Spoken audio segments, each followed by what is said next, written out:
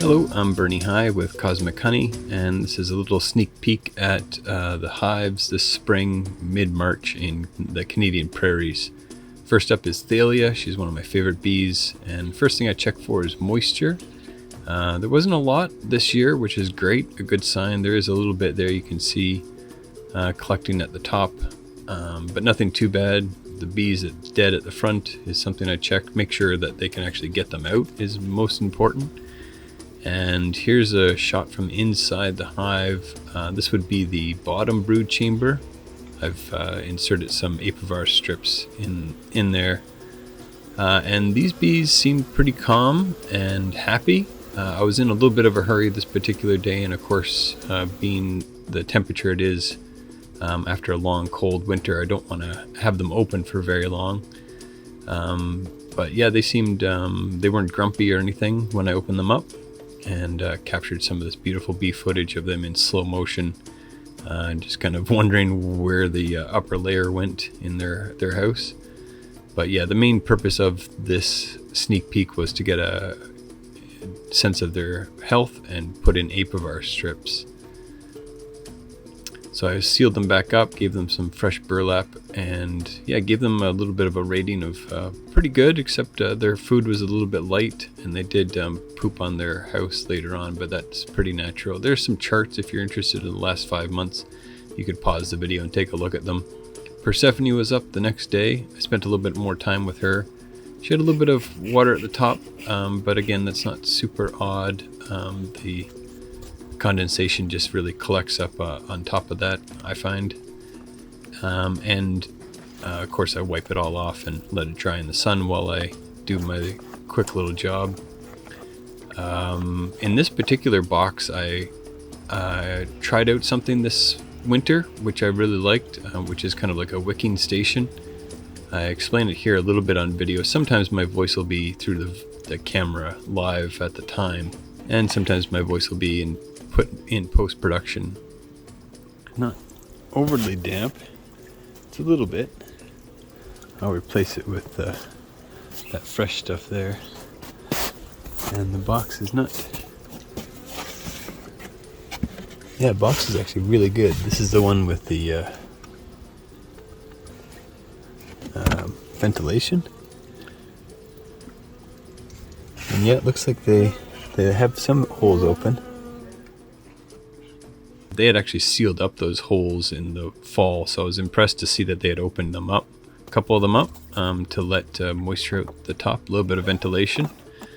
And we'll see in a sec that, yeah, along the sides there's 4 holes that are grated off with a wire mesh, and just to kind of dry out the burlap as the burlap wicks away moisture from the ceiling of the hive. So I got the outer wraps screwed in, but their entrance is still accessible. A little bit of something here. Yeah, the entrance is still accessible, I said, and there's a little bit of mold or some sort of collection of material from rainwater. Not actually sure what that was. But yeah, you can see here this little wicking station I made, which is just holes drilled in a little box for the burlap to suck moisture up and then dry out, hopefully with a little bit of air current going around. It takes a little while to crack the 2 brood chambers apart in the spring. They've definitely sealed that down well, which is what I'd want. And yeah, Persephone looked really healthy. I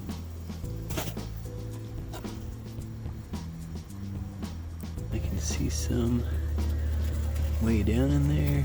Checking in on their food stores here. It looks like they're pretty good. They still had quite a bit of honey in their lower chamber, and their top box wasn't crazy heavy, but heavy enough, and the population is definitely healthy. Here's the bottom brood chamber, so a good 7.5, maybe 8 frames of bees. Slowly inserting this Apivar strip, which is a treatment for mites. That's a major issue currently in North America and Canada. Took a little peek in under the top brood chamber just to look at a sensor that I have going. We'll get a closer look at that at another hive in the future later on in this video. So now this is the top brood chamber, making sure, of course, the queen isn't on the top, but really I'm in there pretty quickly. I noticed a little bit of something moldy stuff in the corner going on there. The bees are, so last in the bottom chamber I put one here and one there, so up here I'm going to put one there and one here, which is kind of the opposite of what I would normally do, since that area seems to be clear, but that just might be where they tucked in when I was lifting up the lid. Otherwise they look pretty healthy. I don't see a lot of poop up here. And it turns out that little bit of mold in the corner was a dead bee that they just couldn't get at. I guess they couldn't get her out, the body. So I scraped it out for them and cleared out some of the mold. Finding a nice spot to tuck that treatment in. And then they're done in for at least a few weeks until I go in to see if there's any more, move the Apivar strips if the cluster has moved.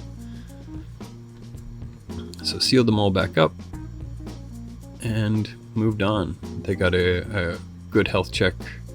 Food and humidity was down at 4, I said. There's those temperature and humidity charts over the past 5 months, and of course their weight.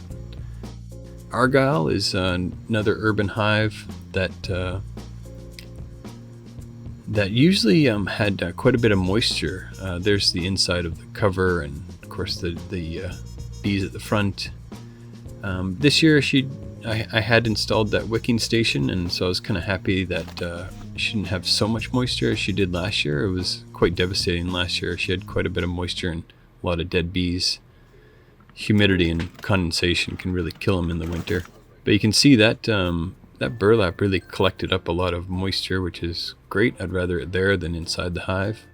You can see here they've opened up all the holes in their chimney to let out all that humidity. And there's the front of the hive, with, as long as they have access so they can drag out their dead, that's great. I cleaned it out just to have an idea of it next time I go in. There's a shot of their front entrance, or top entrance I should say. Of course I spent a little bit of time just wiping up any moisture I did find in there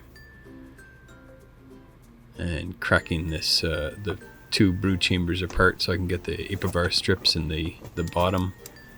I'm anticipating at this time, that there is 2 brood chambers full of bees, but actually last year Argyle had only the top chamber, and I ended up removing one of these boxes and just having one brood super.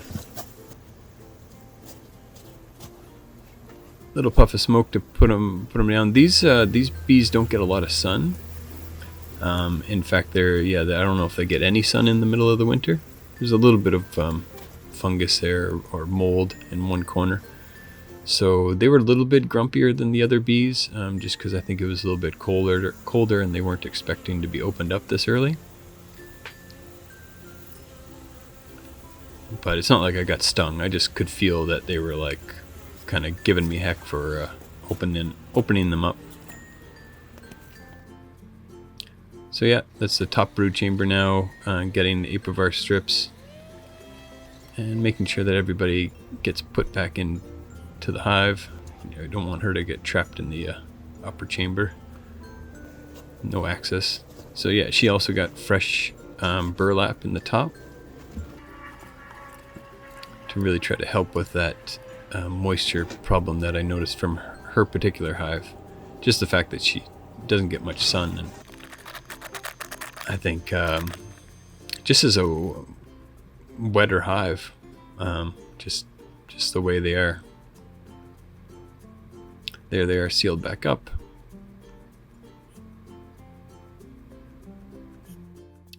And so there's her ratings and some charts. You can pause the video if you like and check those out. Then I went to the rural hive, which I was worried about because there's very deep snow above my head in some parts, but just over that ridge were the hives, and they seem to be doing pretty well. You can see there where they melted the snow outside the front of their hives, and it looks like they're able to drag their dead out, which is important, as I've mentioned. A little bit of poop on the ceiling or on the rooftop, which is fine. I just kind of keep track of it and how much it is. This bee came and visited me. She's on my jeans, my legs, and she's quite sweet. Yeah, looking really good. Usually they come and poop on me. At this time of year, at least. Pasiphae, she had a little bit of moisture, but overall I was really impressed with the rural hives. There was just a little bit of burlap, and that was... This is Pasiphae, and she's fairly dry. Like, this is dry. Yeah, I don't know what the big difference is. Maybe just exposure to wind kept them dry, but I was quite impressed by the rural hive being so dry. They were heavy. They have a lot of food left. Again, I don't know why that was so different than the urban hives, but yeah, they were quite heavy. There's the sensor, by the way, a little heart-shaped sensor. I put in the Apivar strips, and then here I am putting the top chamber back on, which is a little bit difficult. The wrap was frozen to the ground still in this particular case, so I wasn't able to open it up as well as I could in the urban area. And so yeah, getting the top chamber on was a little bit strain on my back, but nothing too bad. Quite lucky that the hives were where they were. If they were 15 feet to the east, they would have been buried over the top of them with snow, which isn't bad. I just wouldn't be able to get in them at that moment. They were very friendly and understanding. Didn't get any stings or any aggression or defensiveness.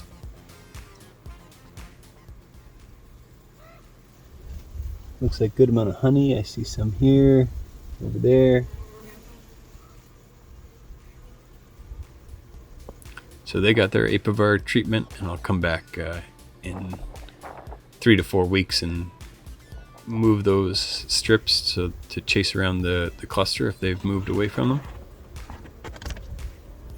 It's here in Canada this year, we're going to be leaving them in for 56 days in total.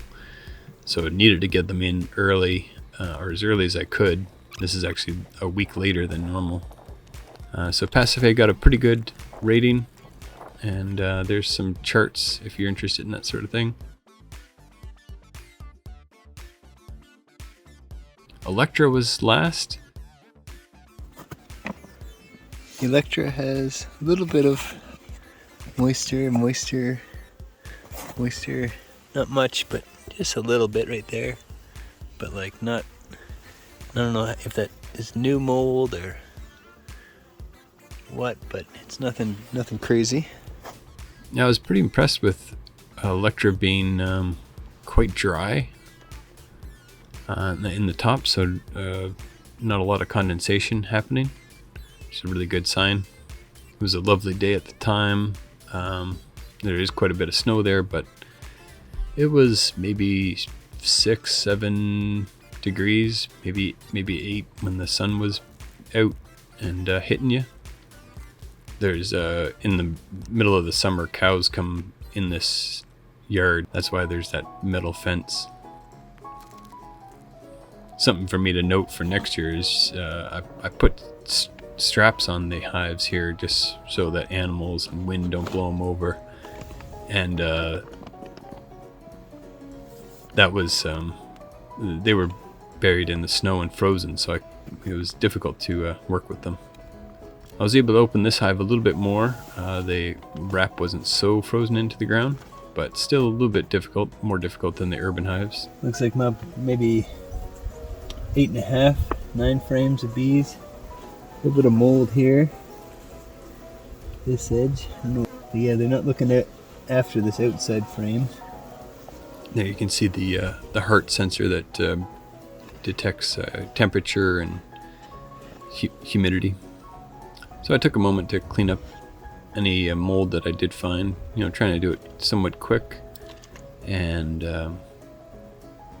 yeah, just getting a sense of where the bees are avoiding, either due to temperature or just the size of the cluster, so that I can compare that to next time I go back, which is a month from when this video was taken.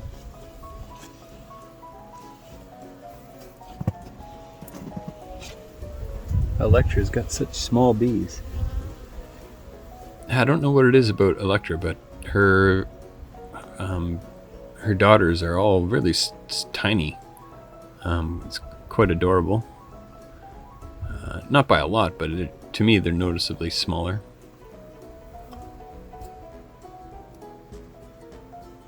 So like I was saying earlier, Apivar is something we leave in for mite treatment 56 days, and then another 2 weeks after that before I can put honey supers on. So yeah, with the long cold winter this year, it was as soon as I could get into the hives, as soon as it was reasonable and they didn't lose a lot of heat, I went in so that I could get the full treatment. And because otherwise you start running into a nectar flow, and they'll start getting their brood chamber honey bound if you're not able to have the honey supers on for them to put the honey. There's a couple of still images of Electra, mainly from my records of where I put the strips, so I know when I go to the top. Nothing really happening on this side up here either, where that mold was down below. A little bit of mold there. But yeah, these girls were really happy and healthy.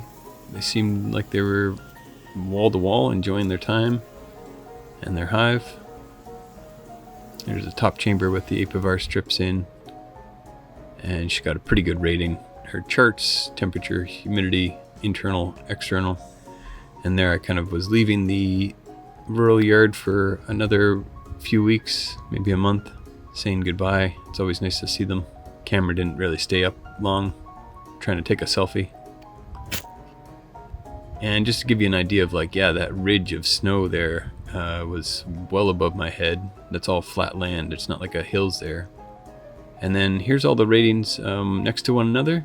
Get a sense of how all the hives are doing. And then all the charts. Some interesting observations there that I can get into in another video. Thanks for watching.